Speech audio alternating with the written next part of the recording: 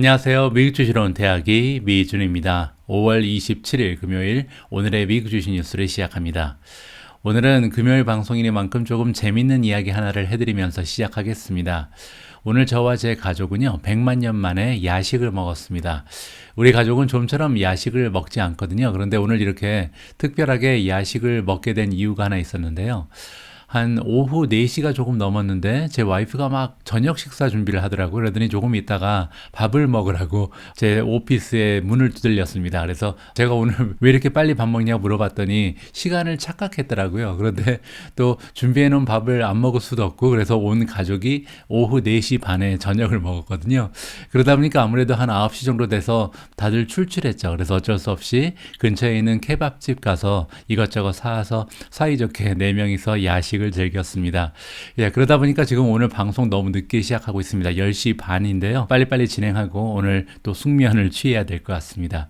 자, 어쩔 수 없이 저녁을 빨리 먹어서 먹게 된 야식 굉장히 맛있었습니다. 오늘 저녁 야식 먹은 만큼 조금 더 힘내서 열심히 진행해 보도록 하겠습니다. 5월 27일 금요일 보내드리는 오늘의 미국 주식 뉴스 바로 시작합니다.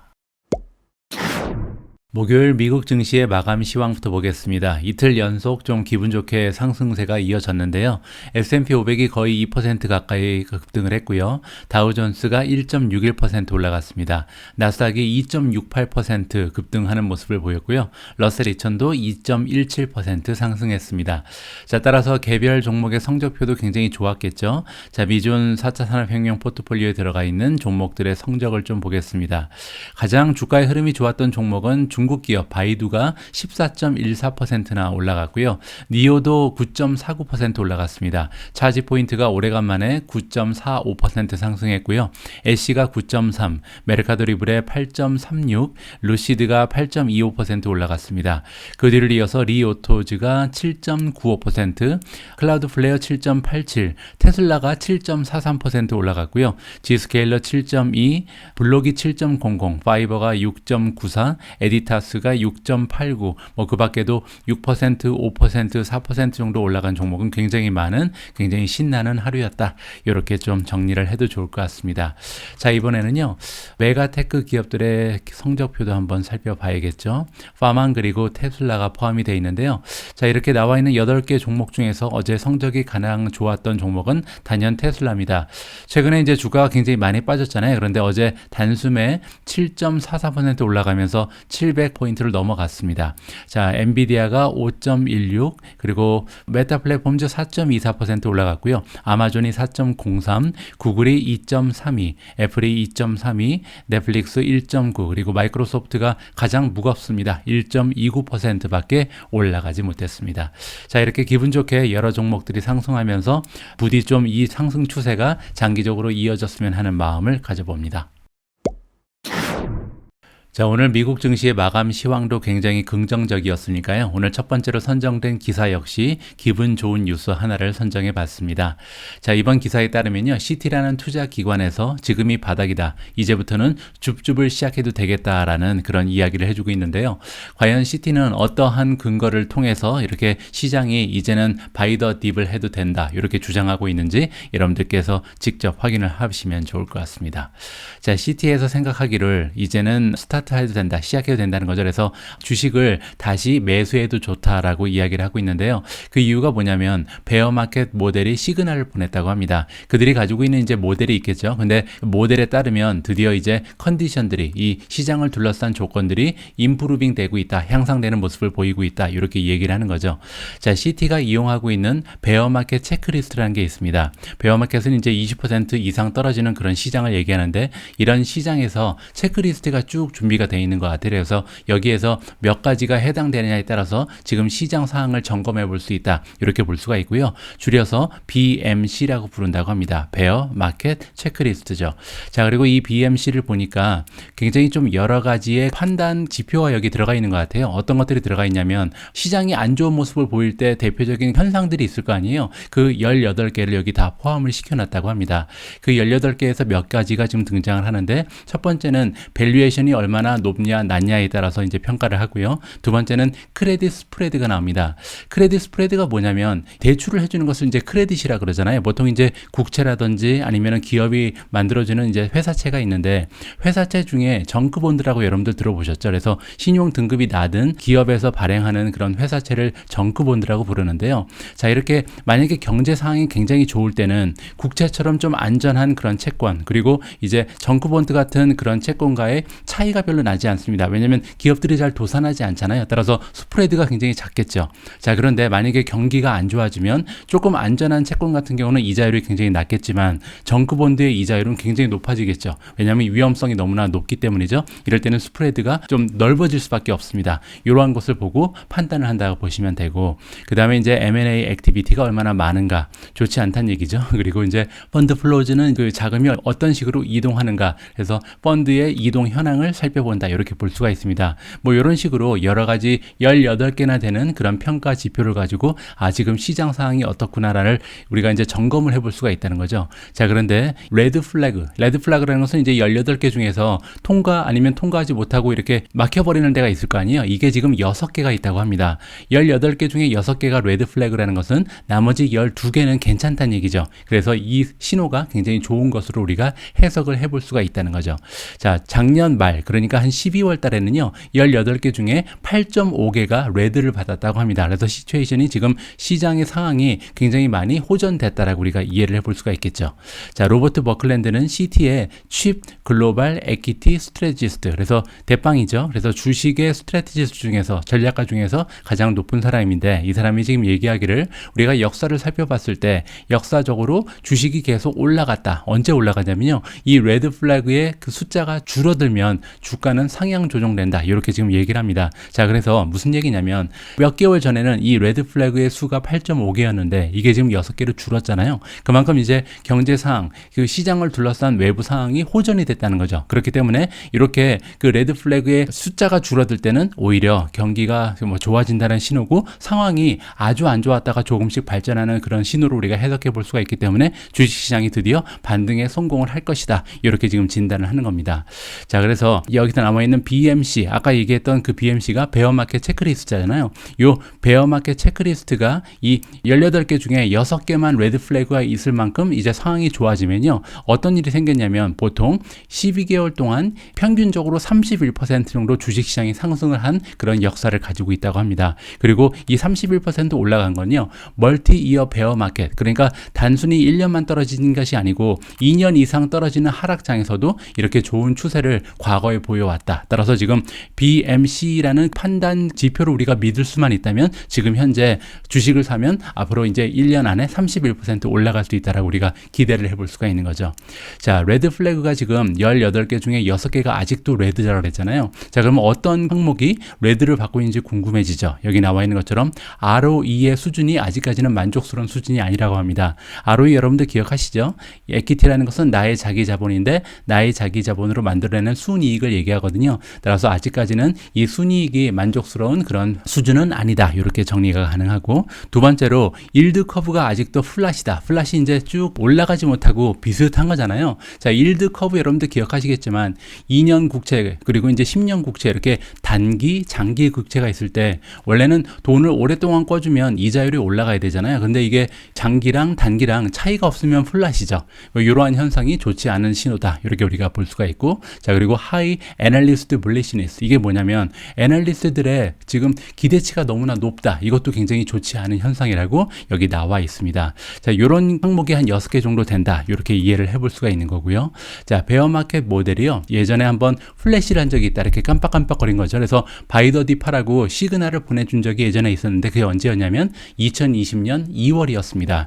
그때 만약에 2020년 2월부터 조금씩 분할 매수를 했다면 굉장히 좋았겠죠. 왜냐하면 여러분들 잘 알고 계신 것처럼 3월부터 바닥을 찍고 반등을 시작했었죠. 그때 이제 18개의 플래그 중에 5.5개만 레드를 기록했다고 합니다. 그래서 그때 한 2년 전에 성공적으로 이제 시장의 바닥을 찝어낸 그 모델이 바로 이 베어마켓 모델이라고 볼 수가 있겠죠. 우리 여러분들 알고 계신 것처럼 그때부터 이제 주식시장이 계속해서 상승하면서 최고점을 금세 찍어놓은 경험이 있기 때문에 이번에도 한번 우리 CT의 모델을 밀어보자, 뭐 이런 식으로 지금 기사가 나와 있습니다. 과연 CT의 바람대로 이 베어 마켓이 드디어 이제 반등에 성공을 할런지 우리가 좀 기대감을 가지고 지켜보면 좋을 것 같습니다. 어제는요, 미국의 중요한 경제 지표 하나가 발표가 됐습니다. 그래서 이 부분을 좀 살펴봐야 될 것 같은데요. 기사에서 보실 수 있는 것처럼 1분기의 GDP가 마이너스 1.5%라고 기사가 났잖아요.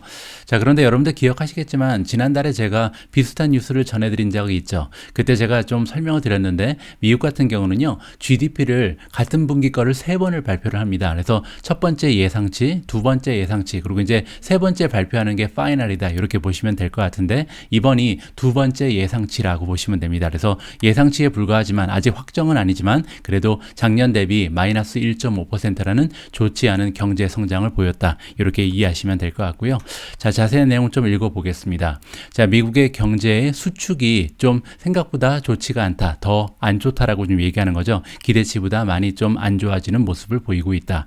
자, 그 이유가 여기 설명이 되어 있는데 weak business 그리고 private investment라고 나와 있습니다.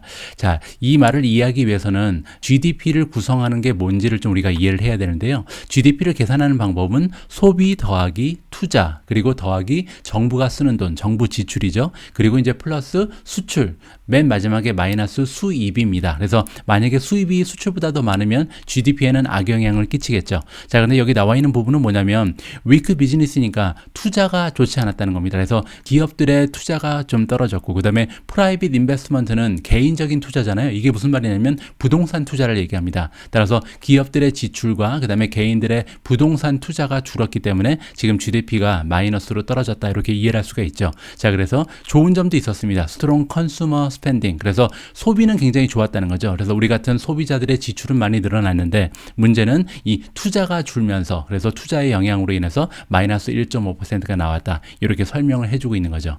자, 1분기에 GDP는 이제 그로스 도메스틱 프로덕트의 약자죠. GDP 그리고 디클라인 1.5%가 지금 줄었다고 나와 있는데 이것은 second estimate이다. 아까 말씀드린 것처럼 세 번을 발표를 한다 그랬잖아요. 그래서 두 번째 예상치라고 이해하시면 될 것 같습니다.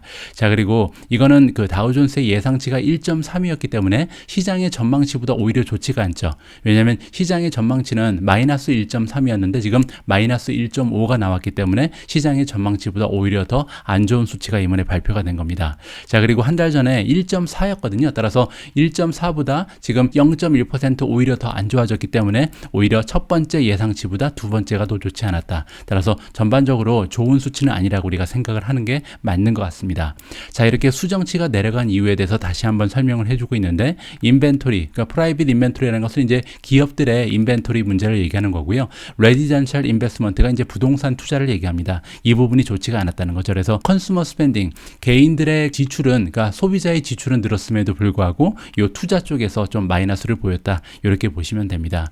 자, GDP가 이렇게 떨어진 것은요. 가장 좋지 않은 쿼터였다. 2020년 2분기 이후에 이렇게 좋지 않은 적이 없었다는 거죠. 근데 여러분들 기억하시겠지만 팬데믹의 영향으로 굉장히 좀 좋지 않았었잖아요. 자, 그때 이후로 가장 좋지 않은 GDP의 성장을 보였다. 마이너스 성장이니까요. 이렇게 이해하시면 됩니다. 자, 소비자의 지출 부분은 지금 측정이 가능한데 우리가 PCE라는 거 가지고 측정을 하거든요. Personal Consumption Expenditure로 우리가 측정을 할 수가 있는데 이거는 3.1%가 오히려 올라갔다. 따라서 우리가 좀 경기가 둔화되는 것은 아닌가, 소비자의 심리가 너무 위축되는 거 아닌가 이렇게 좀 걱정을 하는데 사실 지출은 작년 대비해서 3.1%가 오히려 올라갔다. 그리고 전망치는 2.7이었기 때문에 시장의 전망치 역시 초과 달성했다. 이렇게 우리가 좀 안도의 한숨을 쉬어볼 수가 있는 겁니다. 자, 이렇게 소비자의 지출이 늘은 이유는 지금 고용시장이 아직까지 굉장히 좀 건강하잖아요. 그래서 사람이 없어서 못 뽑을 정도로 지금 굉장히 좀 좋은 레이버 마켓을 보여주고 있고, 자, 그리고 웨이지가 굉장히 빠르게 올라가고 있다. 그래서 임금 역시 상승폭이 굉장히 좋기 때문에 이러한 소비의 위축은 아직까지 나타나지 않는다. 이렇게 정리가 가능하죠. 하지만 우리가 한 가지 좀 고려해야 되는 부분은 뭐냐면요. 지금 인플레이션이 8%가 넘는 그런 상황이잖아요. 인플레이션이 8%가 넘는데 지출이 3% 늘었다는 것은 오히려 지출이 줄었다라고만 생각하는 게 맞죠. 왜냐하면 같은 물건을 사도 8%를 더 줘야 같은 상품을 구입할 수 있는데 지금 3%밖에 지출이 늘지 않았기 때문이죠. 이 부분 우리가 좀 참고를 해야 될 것 같습니다. 자, 마지막으로 이니셜 잡리스 클레임이 나옵니다. 매주 목요일 날 처음으로 실업 수당을 신청하는 사람들의 숫자가 집계가 되잖아요. 자, 이번 주 토탈은 21만 명입니다. 그리고 지난주에 21만 8천 명이었거든요. 따라서 8천 명이 오히려 줄어들었다. 그 얘기는 점점 더 많은 사람들이 계속해서 좀 그 고용이 되고 있다. 일하는 사람들이 많이 늘어나면서 경제가 아직까지는 뭐 리세션에 빠지거나 이러할 신호는 전혀 찾을 수가 없다. 이렇게 정리를 해도 괜찮을 것 같습니다. 제가 운영하고 있는 포트폴리오에는 사이버 보안 기업이 두 가지가 들어가 있습니다. 크라우드 스트라이크 그리고 G스케일러가 바로 그건데요. 이 두 기업이 어닝을 발표할 때는 제가 잔뜩 긴장을 합니다. 그 이유가 뭐냐면 멀티플이 너무나 높게 형성이 되어 있기 때문에 자칫 어닝 결과가 조금이라도 나쁘면 주가가 큰 폭으로 폭락할 가능성이 굉장히 높거든요. 어제 G스케일러가 드디어 어닝 결과를 발표를 했습니다. 그래서 굉장히 좀 조마조마한 마음으로 어닝 결과를 지켜봤는데요. 다행히 보시는 것처럼 주가가 어닝 발표 이후에 1.67% 추가적으로 상승하고 있습니다. 따라서 어닝 결과가 굉장히 좋았겠구나라고 우리가 추측을 해볼 수가 있는 거죠. 자, G스케일러 얘기가 나온 김에 잠깐 그 밸류에이션을 보여드리면요. 굉장합니다. 보시는 것처럼 PE 레이시오가 갭으로 보면 아직까지 적자인데 이제 논갭으로 플러스로 돌아섰거든요. 그래서 이제는 적자에서 흑자로 돌아서는 모습을 보여주긴 합니다. 자, 그런데 문제는 뭐냐면 PS 레이시오를 보시면요. 지난 12개월 동안 이 기업이 만들어낸 매출에 비해서 시가총액이 아직까지 21배나 좀 올라가 있습니다. 따라서 역대적으로 보면 32배에서 21배로 떨어지긴 했습니다. 그럼에도 불구하고 PS 레이시오가 21배라는 것은 장기적으로 절대 지속될 수 없는 너무나 높은 프리미엄이거든요. 그렇기 때문에 단 한 번의 실수도 용납될 수 없다. 이렇게 우리가 이해를 해볼 수가 있는 거죠. 자, 지금부터 G스케일러의 어닝을 읽어보고요. 과연 어떤 어닝을 발표했길래 주가가 폭락하지 않았는지 우리가 확인할 수가 있을 것 같습니다. Q3라고 부릅니다. 3분기라고 부르죠. 왜냐하면 이제 회계 분기이기 때문에 기업에 따라 약간의 차이가 있을 수 있습니다. 논갭 EPS가 0.17이 나왔고요. 이 수치는 시장의 전망치를 6센트 정도 추가적으로 만들어냈습니다. 굉장히 좋죠. 자, 매출이 286.81 밀리언을 만들어내서 작년 대비 62.6% 성장을 했습니다. 따라서 지금 현재 다른 기업들에 비해서 훨씬 더 성장세가 좋은 것은 사실이다. 진정한 성장주의 모습을 보여주고 있습니다. 이 수치는요, 시장의 전망치를 15.33 밀리언 추가적으로 만들어낸 그런 좋은 수치고요. 자, 가이던스도 중요하겠죠. 이렇게 어닝만 좋다고 해서 요즘에는 주가가 올라가지 않죠. 가이던스를 보시면 4분기죠. 토탈 레비뉴가 304에서 306을 얘기하는데요. 자, 이번 분기가 286이었기 때문에 1분기 만에 엄청나게 많이 올라가죠. 굉장히 좋은 수치죠. 그리고 시장의 전망치도 291밖에 되지 않습니다. 따라서 매 분기마다 성장이 지속적으로 보여주고 있고 그 다음에 시장의 전망치도 가뿐히 넘어서는 좋은 매출의 가이던스를 던져줬다. 여기까지도 좋죠. 자, 다음은 인컴입니다. 오퍼레이팅 인컴인데 33에서 34니까 적자에서 흑자로 돌아선 것을 이제 굳히는 모습을 보여주고 있고요. 물론 이제 논갭이긴 합니다. 자, 이번에는 net income per share EPS죠. EPS가 0.2에서 0.21인데요. 자, 이걸 컨센서스랑 비교하는 게 좋죠. 컨센서스는 0.17이기 때문에 순이익 역시 다음 분기에도 가볍게 서프라이즈를 만들어낼 수 있다. 따라서 이번 분기의 실적도 굉장히 좋았고 다음 분기에 대한 가이던스도 거의 완벽한 모습을 보이면서 주가가 1.3% 추가적으로 올라가고 있습니다. 어제 장중에도 7% 이상 상승을 했기 때문에 추가적으로 올라가는 추세가 조금 더딘 건 같은데요. 그래도 다행히 폭락을 안 했다는 데 좀 의미를 주면 좋을 것 같습니다. 자, 어닝 이야기가 나온 김에 한 종목의 어닝을 잠깐 더 살펴볼 텐데요. 지난주 여러분들 기억하시겠지만 두 종목 때문에 주식이 엄청나게 흔들린 바가 있습니다. 바로 월마트 그리고 타겟이었죠. 이 두 종목이 어떻게 보면 미국의 소비재를 대표하는 대표적인 그런 기업이잖아요. 자, 그런데 이 두 기업이 굉장히 형편없는 어닝의 전망을 발표하면서 주식시장이 전반적으로 굉장히 어려움을 겪었습니다. 그렇기 때문에 어제 발표했던 코스트코가 어떠한 수치를 발표하는지 굉장히 좀 투자자들의 관심을 많이 받았거든요. 다행스럽게 지금 코스트코 같은 경우는 뭐 20% 이상 떨어지고 이런 일은 없습니다. 마이너스 2.7% 떨어지는 중인데요. 장중에 5.65%나 올라갔기 때문에 뭐 결과가 그런대로 괜찮았겠구나라고 우리가 안도의 한숨을 쉴 수가 있겠죠. 자, 보시는 것처럼 논갭 EPS가 3.17인데 시장의 전망치를 15센트 정도 초과 달성했고요. 매출은 52.6 빌리언, 작년 대비해서 16.2%나 추가적인 상승을 했습니다. 따라서 지금 매출도 그렇고 어닝도 굉장히 굉장히 좋았구나. 자, 그리고 매출 같은 경우는 1.11 빌리언을 시장의 전망치를 초과 달성했다. 따라서 지금 확인하실 수 있는 것처럼 코스트코는 약간 다른 양상을 보여줬죠. 월마트 타겟가는 조금은 더 컨트롤이 잘 된 그런 모습을 보여줬다. 그래서 굉장히 좀 시장에서는 안도의 한숨을 쉴 수 있었던 하나의 어닝 결과였다라고 우리가 인정을 해도 좋을 것 같습니다.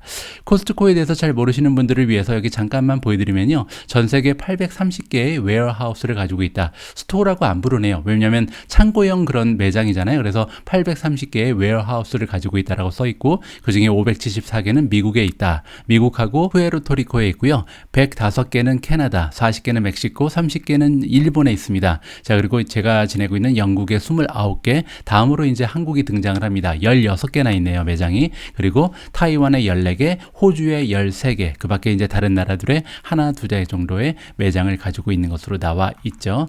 자, 코스트코 같은 경우는 이제 그 이커머스도 하고 있잖아요. 앞으로 이제 어떠한 방향으로 발전을 해 나갈지 좀 궁금해지는 그런 기업 중에 하나입니다. 제가 투자하고 있는 아마존하고는 좀 어떻게 보면 상충하는 기업이기 때문에 관심이 좀 가기도 하고요. 자, 어쨌든 코스트코 덕분에 좋은 시장의 분위기를 좀 이어갈 수 있지 않을까 개인적으로 판단을 하고 있습니다.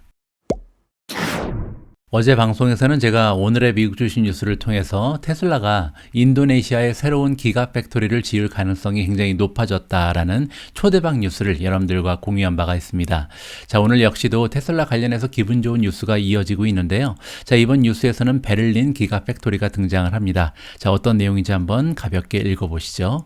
자, 테슬라가 벌써부터 expand, 즉 증가시킨다, 확장한다 이런 얘기거든요. 그래서 독일에 있는 기가 팩토리를 확장할 예정에 있다. 라고 지금 나와 있습니다. 벌써 애플리케이션을 제출했다. 즉 승인을 받기 위해서 제출을 한 바가 있는 것 같고요. 로컬 오피셜이라는 것은 지방 정부죠. 그래서 지방 정부의 승인을 받기 위해서 이미 승인 신청을 했다라고 보시면 되고요.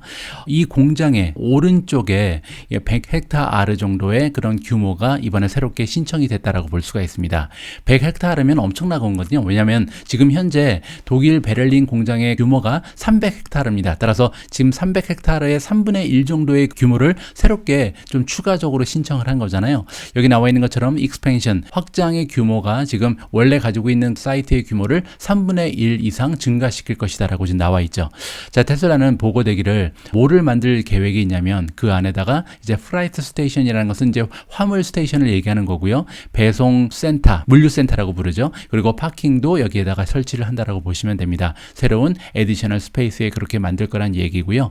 자, 그리고 이번에 제안서는 디스커션이라는 것은 이제 상의를 할 텐데 누구랑 이제 상의하냐면 뮤니팔리티니까 지방 정부랑 이제 미팅이 6월 2일 날 잡혀 있다. 이렇게 이해가 가능하고요. 베를린의 기가 팩토리는 지금 기대되기를 캐퍼시티 생산 대수가 어느 정도 되냐면 1년에 50만 대 정도의 전기차를 만들어낼 것으로 우리가 기대를 해볼 수가 있고요.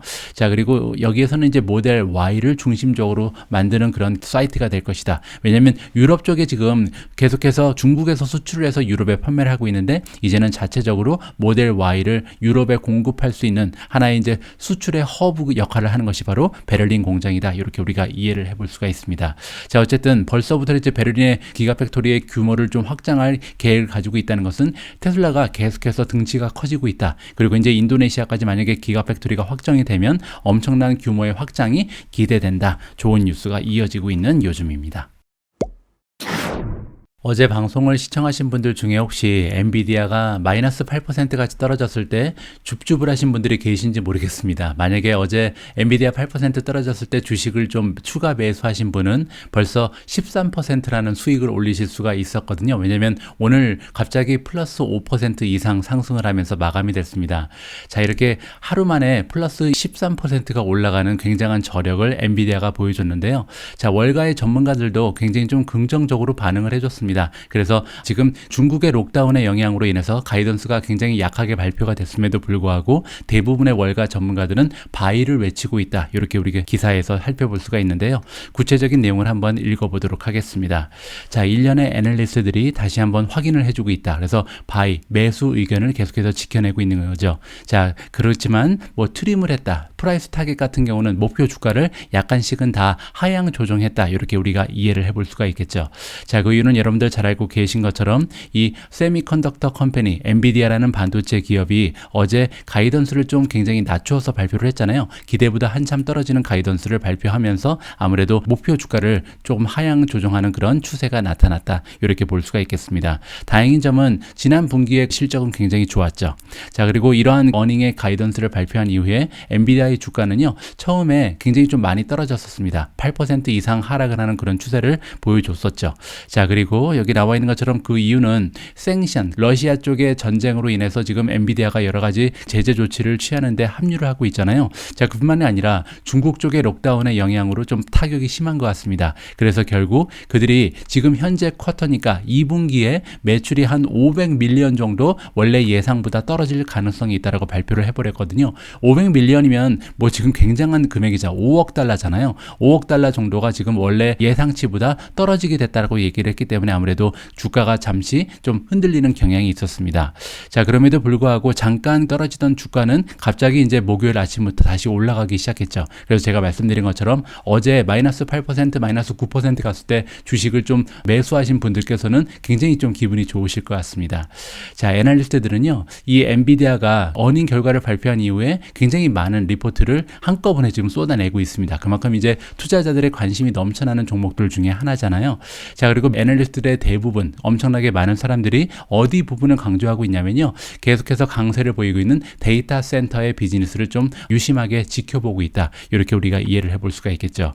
자, 데이터 센터는 계속해서 이 CEO의 스타다. 따라서 엔비디아 스토리는요, 지금 데이터 센터가 주도하고 있다. 이렇게 우리가 생각을 해볼 수가 있고요. 그리고 우리가 지금 기대하기로는 엔드 마켓, 소비자 마켓을 얘기하는 겁니다. 소비자 마켓, 뭐 게임 부분을 얘기하는 거겠죠. 이 부분도 앞으로 계속해서 성장할 가능성이 있다라고 지금 바클레이에서 애널리스트가 얘기해주고 있습니다. 자, 제 생각에도요, 데이터 센터가 지금 엔비디아 입장에서는 가장 중요한 것 같습니다. 왜냐하면 우리가 그 엔비디아라는 기업의 미래를 믿는 이유는 엔비디아가 인공지능이라든지 메타버스라든지 뭐 자율주행이라든지 이러한 쪽에 앞으로 계속해서 두각을 나타낼 가능성이 높다. 이러한 투자의 논리가 바탕이 되어 있거든요. 그 얘기는 이제 데이터 센터의 비즈니스로 다 들어가기 때문에 이쪽 부분에 집중적으로 우리가 좀 초점을 맞춰서 팔로우를 할 필요가 있다. 이렇게 정리가 가능합니다.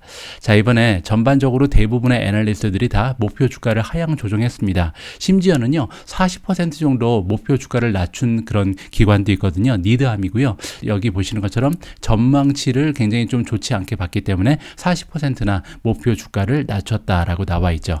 자, 어떤 기관에서 어느 정도로 목표 주가를 낮췄는지 한번 정리를 해보면요, 총 다 해서 16개의 투자 기관에서 이번에 목표 주가를 하향 조정했습니다. 그 중에서 좀 우리가 관심을 가질 만한 대형 기관만 좀 살펴보면요, 제프리즈가 지금 바이를 주고 있죠. 대부분 다 바이입니다. 2개의 기관만 지금 보유를 외치고 있고요. 나머지 기관은 다 바이라고 보시면 되고, 프라이스 타겟이 370, 굉장히 높죠. 지금 현재 가격을 좀 지켜볼까요? 엔비디아 현재 주가가 178입니다. 178밖에 안 되는데 현재 목표 주가가 370이니까 엄청나게 높은 그런 목표 주가가 설정이 되어 있는 거고요.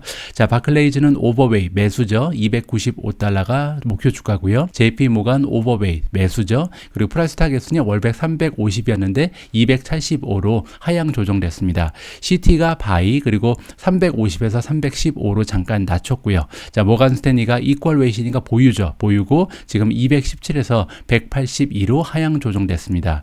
로젠브라시 지금 바이, 프라이스 타겟이 400이나 되고요. 자, 번스타인이 아웃퍼폼 바이죠. 그리고 프라이스 타겟은 225, 니드함이 바이입니다. 그리고 아까 보신 것처럼 400에서 240까지 굉장히 많이 하향 조정했는데 그래도 높은 편이죠.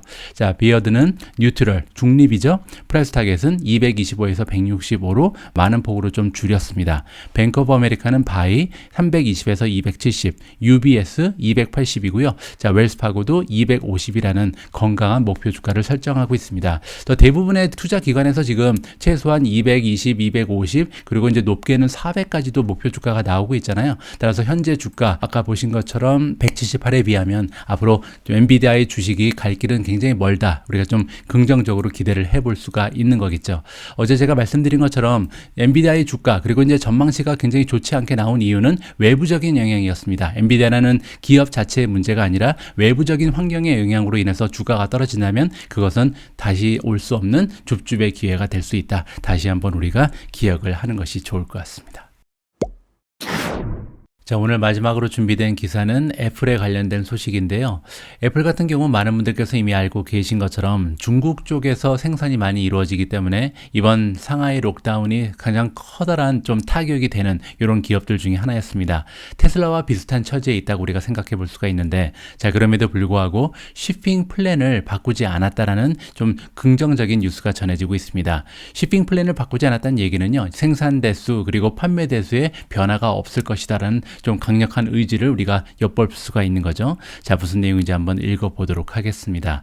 자, 애플이 바꾸지 않았다. 그들의 플랜. 그래서 아이폰 14이 이제 shipping 될 텐데 매년 하나의 이제 새로운 모델을 발표하는 것이 애플의 전략이잖아요. 그래서 올해 가을에 등장하는 아이폰 모델이 14입니다. 자, 그런데 아이폰 14이 좀 생산에 차질이 있지 않겠냐 많은 레포트들이 지금 얘기를 하고 있거든요. 왜냐하면 너무나 긴 기간 동안 한 달 넘는 기간 동안 지금 록다운이 좀 많은 방해를 했기 때문에 아무래도 애플의 많은 좀 손실 그리고 좀 데미지가 있지 않을까 걱정이 되는 부분이죠. 자, 그럼에도 불구하고 아이폰 14에 대한 생산 그리고 판매 계획에는 전혀 변화가 없다라고 우리가 이해를 해볼 수가 있습니다. TF 인터내셔널 시큐리티라는 기관에서 일하고 있는 애널리스트 밍치 쿠이가 등장을 하는데 이 밍치 쿠어는요 굉장히 유명한 애플빠입니다. 애플에 관련해서는 최고의 애널리스트다 그런 칭송을 받는 그런 사람이거든요. 자, 이 사람이 트윗을 날렸는데 목요일날 뭐라고 얘기하고 있냐면요. 최근에 체크를 다시 한번 해봤다. 그래서 애플이 지금 어떠한 식으로 하고 있는지 체크를 해보니까 아이폰 14 맥스 같은 경우는 조금 running behind다. 약간 지금 처져 있다는 거죠. 그래서 생산에 약간의 차질이 있는 건 사실이다. 하지만 최근에 언더 컨트롤이다. 그러니까 완전히 엄청난 타격을 받을 만큼 지금 뒤처져 있는 것은 아니라는 거죠. 지금 컨트롤 할 수 있는 그런 여력이 있고 그리고 애플과 일하고 있는 서플라이어들 있잖아요. 납품업체들이 지금 오버타임을 하고 있다. 밤샘 작업을 하고 있다는 거죠. 그래서 스케줄을 마치기 위해서 최선을 다해서 노력하는 그런 모습이 보인다라고 긍정적인 소식을 전해주고 있습니다. 하지만 걱정되는 부분도 많이 있죠. 목요일 날 뭐라고 또 지금 레포트가 나왔냐면요. 애플이 아이폰의 생산 대수를 2022년에 플랫을 할 것이다. 플랫은 이제 평평한 거잖아요. 따라서 2억 2천만 대를 지금 만들 것으로 나와 있는데 그렇다면 2021년에 비해서 생산 대수가 전혀 성장이 없다는 셈이 됩니다. 자, 그렇다면요. 뭐 단순적으로 봤을 때 이러다가 이제 애플이 2021년하고 2022년하고 매출의 증가가 없는 거 아니야? 뭐 이런 식으로 우리가 걱정을 해볼 수도 있는 거죠. 물론 이제 최근 들어서 애플의 매출의 소스가 다양해지고 있고 점점 더 플랫폼 기업으로 옮겨가고 있기 때문에 서비스 매출이라든지 뭐 여러 가지 다양한 매출로 메꿔줄 가능성도 있습니다. 하지만 좋지 않은 그런 뉴스인 것은 확실하고요. 자, 4월 달에 애플의 Chief Financial Officer인 루카 마이스티가 뭐라고 경고에 얘기를 했냐면 매출이 좀 많이 줄어들 것이다. 이번 분기의 매출이요. 8빌리언 정도, 80억 달러 정도 손해를 볼 가능성이 있다. 그 이유는 여러분들 잘 아시는 차이나 쪽에 지금 코비드 바이러스가 굉장히 좀 많이 만연하는 그런 상황, 그리고 또 하나는 칩 쇼티지 현상, 이렇게 두 가지의 영향으로 인해서 매출이 기대보다 80억 달러 정도 줄어들 가능성이 2분기에 있다라는 경고의 메시지를 발표한 바가 있습니다. 자, 과연 다음 분기에 애플의 실적이 어떻게 나올지 굉장히 궁금해지잖아요. 지금 현재 애플의 프리미엄이 괜찮습니다. 포워드 P를 보면요 22배밖에 되지 않거든요. 따라서 만약에 여기서 추가적으로 하락하는 일이 발생한다면 정말 좋은 매수의 찬스가 오는 것이 아닌가 개인적으로 좀 기다리고 있습니다. 뭐 여기서 이제 그대로 올라가면 좀 할 수 없지만 한 번만 더 떨어졌으면 하는 바람을 좀 갖고 있고요. 어차피 하락장이니까 이번에 좀 애플 같은 종목은 좀 많이 담고 나중에 이제 상승하기 시작하면 담기 어려우니까요. 조금 더 하락해 줬으면 하는 바람을 개인적으로는 가지고 있습니다. 이 얘기했다가 또 많은 애플의 주주분들이 화를 내실 텐데 저도 지금 애플을 많이 가지고 있거든요. 하지만 조금 더 담고 싶은 그런 욕심이 있어서 이런 무리한 얘기를 좀 해봤습니다. 자, 5월 27일 보내드린 오늘의 미국 주식 뉴스 마감할 시간입니다. 오늘 오미진님과 함께 준비한 자막 영상을 소개해 드릴 텐데요. 자, 오늘 자막 영상에는 전문가가 등장하는 것이 아니라 CEO가 등장을 하는데요. 팔렌티어라는 매력적인 종목, 매력적인 기업을 이끌고 있는 CEO 알렉스 카프가 등장을 합니다. 이 CEO 같은 경우는요, 거침없는 언사로 굉장히 좀 유명한 사람입니다. 굉장한 자신감, 그리고 남을 의식하지 않는 굉장히 좀 직설적인 화법을 쓰는 사람이거든요. 어떻게 보면 굉장히 좀 건방지게 생각될 수도 있지만 이 정도의 카리스마를 가진 사람이니까 팔란티어라는 굉장히 좀 독특한 기업의 CEO를 맡고 있지 않나 우리가 좀 평가를 해볼 수가 있는 거죠. 자, 팔란티어에 투자하고 계신 분들 입장에서는 굉장히 기분 좋을 만한 인터뷰가 될 수도 있고요. 만약에 팔란티어의 주주가 아니신 분들은 한 번쯤 이 CEO의 에너지를 한번 보시면서 팔란티어에 한번 관심을 가져볼 만하구나 이런 생각이 들 만큼 굉장히 좀 에너지 넘치는 그리고 자신감 넘치는 인터뷰를 여러분들께서 접하실 수가 있을 것 같습니다. 5월 27일 오늘의 미국 주식 뉴스는 여기까지입니다. 앞에서 제가 말씀드렸던 애플을 조금 더 담지 못해도 좋으니까요. CT에서 예상한 것처럼 이제는 좀 바닥을 찍고 주식시장이 반등을 시작했으면 하는 바람을 가지고 주말을 기다려야겠습니다. 자, 오늘도 마지막까지 함께해 주신 모든 분들께 진심을 담아 감사의 말씀을 드리고요. 오늘의 미국 주식 뉴스는 다음 주에도 계속됩니다. 우리 모두가 미국 주식 투자로 은퇴하는 그날까지 다 함께 화이팅입니다. 행복한 하루 되세요. 감사합니다. Palantir is trading below $8 a share now. Year to date, you can look at that stock and just how far it's fallen. We talked about the stock and asked him about whether he watches the stock price. Really, never. But you must look at it, given what's happened, given the collapse. And I ask because I imagine that you have employees who are looking at that stock price, and that creates its own complication. Let me explain. Let me just, first of all, Palantir's launched 5 of the most important products in the world, some of which are playing an active role in every part of your life, both in terms of disseminating COVID, vaccine, and lots of things we don't talk about. Every time we launch a product, people think we're idiots or crazy or insane. And very often, these products power the world. So I don't see doing on a DPO any different than launching a product. We're in very difficult times. Palantir is built for difficult times.